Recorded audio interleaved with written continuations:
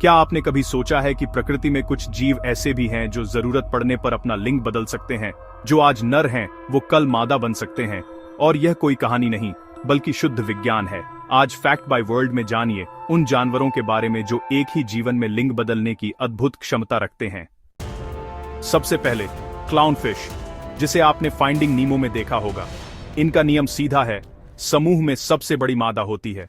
अगर वह मर जाए तो सबसे बड़ा नर खुद ब खुद मादा में बदल जाता है। यह बदलाव कुछ हफ्तों में हो जाता है। यह प्रकृति का बैकअप सिस्टम है। अब आते हैं ब्लू हेड व्रस। यह मछली मादा से नर बनती है। जैसे ही समूह में नर की कमी होती है, सबसे ताकतवर मादा हार्मोनल बदलाव से नर में बदल जाती है। उसका रंग, व्यवहार और शरीर सब बदल जाता है।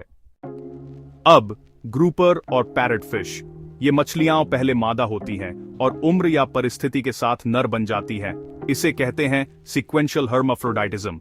यह प्रक्रिया पूरी तरह प्राकृतिक है। अब ऑयस्टर, यह जीव एक बार नहीं बल्कि कई बार अपना लिंग बदल सकता है। कभी नर कभी मादा, सब कुछ पर्यावरण और ऊर्जा पर निर्भर करता है। अब आते हैं क्लीनर श्रिम्प। ये जीव दोनों लिंगों के अंग रखते हैं। जरूरत पड़ने पर ये नर या मादा की भूमिका निभाते हैं। यह प्रकृति की सबसे लचीली व्यवस्था है। अब रिबन ईल, यह मछली काली रंग की नर होती है, बाद में नीली और अंत में पीली मादा बन जाती है। यानी इसका रंग इसके लिंग की कहानी बताता है।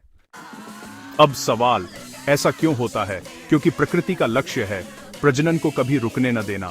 जहां साथी की कमी होती है वहां प्रकृति नियम बदल देती है।